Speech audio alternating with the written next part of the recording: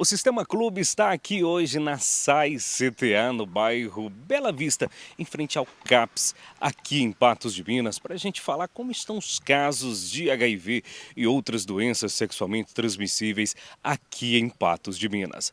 Para falarmos com a Luísa, farmacêutica do município de Patos de Minas, sobre os casos de HIV aqui no município e também outras doenças sexualmente transmissíveis. Bom, em 2025 a gente teve 93 novos casos de HIV e em 2026 a gente já teve 40 diagnósticos, né? A sífilis ainda é muito subdiagnosticada. Os últimos dados que a gente tem são de 2023, com 103 casos, mas a gente acredita que esse número é muito maior, né? Que há uma subnotificação.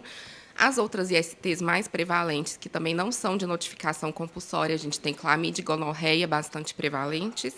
Hepatite B, mais ou menos 30 casos por ano, e hepatite C, cerca de 10 casos por ano.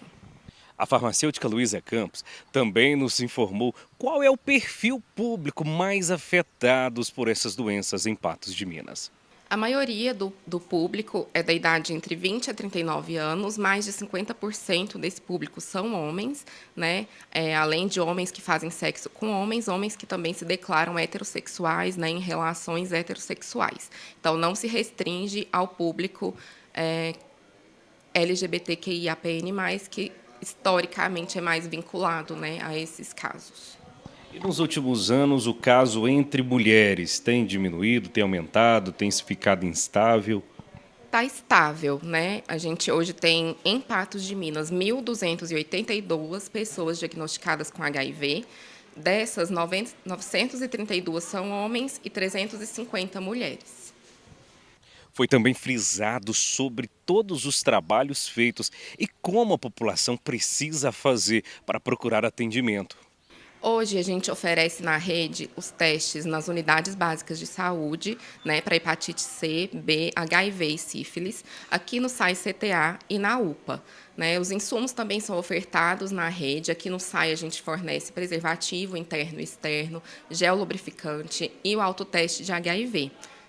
Os testes ainda são a melhor forma de controle dos contágios e de tratamento. Lembrando que o HIV hoje é uma doença que pode-se viver com ela. Idealmente, a gente fala que cada pessoa deveria se testar pelo menos a cada 12 meses, né? Ela não precisa de encaminhamento, é só se dirigir a uma unidade básica de saúde ou aqui ao SAI CTA, né, que é porta aberta. Qualquer pessoa pode vir requisitar para fazer os testes. Os testes são rápidos, são gratuitos, cerca de 20 minutos já tem o resultado e o acolhimento. E como que funciona o atendimento e o acolhimento oferecido quando esses pacientes testam positivo? No caso de testes positivos realizados aqui na nossa unidade ou em alguma ação da nossa equipe, o acolhimento já é feito na mesma hora, né? A gente tem a equipe capacitada, a gente conta com psicólogos, assistentes sociais, enfermeiros. Toda a equipe é capacitada para esse acolhimento e esse atendimento de forma humanizada, sem preconceitos, né? E quando é de uma unidade básica de saúde, a equipe da unidade referencia o paciente para nós, encaminha aqui para o SAI, que a gente dá andamento para fechar o diagnóstico, né, realiza os demais exames, encaminha para o médico para fazer o tratamento, tudo que for pertinente ao caso.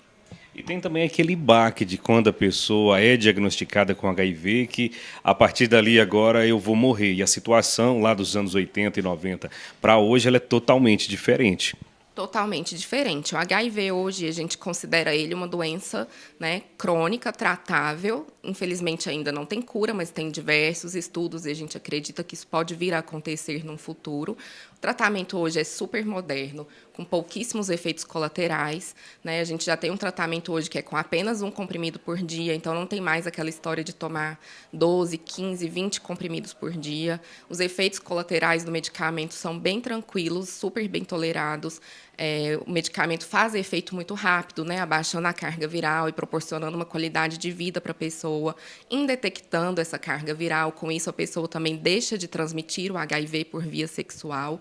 Né? O acesso pelo SUS, aqui com a gente também, a gente faz todo o acompanhamento, os exames laboratoriais, o acompanhamento médico, o acolhimento da equipe, a vacinação. Né? E a gente fala para os nossos pacientes que é praticamente vida normal. É uma doença crônica, né, uma infecção crônica, como várias outras que existem. Uma das piores coisas que a gente ainda tem é o estigma, é o preconceito, né? Mas a pessoa que vive com HIV hoje, normalmente, a maioria dos casos não evolui para AIDS, que seria o estágio de adoecimento, né? Aquela imagem de pacientes emagrecidos, realmente adoecidos lá na década de 80, 90, deveria ter ficado na década de 80 e 90. Muitas pessoas ainda têm essa ideia, mas esse não é o quadro da grande maioria dos nossos pacientes hoje. O ideal é que quanto mais pessoas se testem, melhor, né? Hoje a gente tem diversas estratégias de prevenção das infecções sexualmente transmissíveis, principalmente do HIV. Uma das estratégias de prevenção é justamente a testagem, né, para a gente poder tratar as pessoas em tempo oportuno para diminuir essa escala de transmissão, né? Então, quanto mais pessoas se testarem e quanto mais pessoas fizerem uso das nossas estratégias de prevenção, que também são a PrEP, que é a profilaxia pré-exposição, a PEP, que é a profilaxia pós-exposição, uso de preservativos, gel lubrificante, o tratamento para as pessoas que vivem com HIV, né, melhor são os resultados no controle da epidemia, diminuição das infecções. Existe uma janela, se a pessoa teve contato, ela deve procurar o mais rápido possível uma unidade de saúde, ou se ela já teve, tem que esperar um tempo para ser reagente ou não? Olha, para fazer a profilaxia pós-exposição, né, até 72 horas a pessoa tem que se dirigir à UPA, né, que é a unidade de pronto atendimento, porque configura uma urgência. Então, a pessoa tem essa janela de 72 horas para dar início ao uso do medicamento para profilaxia do HIV.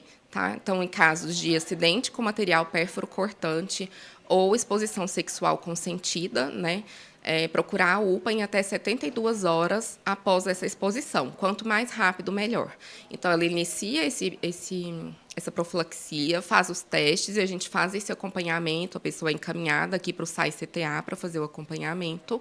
Ela não precisa esperar essa janela de tempo. Na verdade, quanto mais rápido, né, ela buscar o serviço, melhor.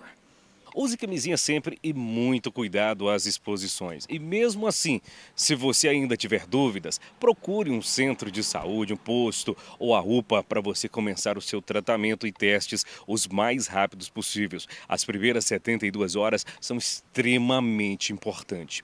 Para a reportagem do Sistema Clube, repórter Gabriel Marques.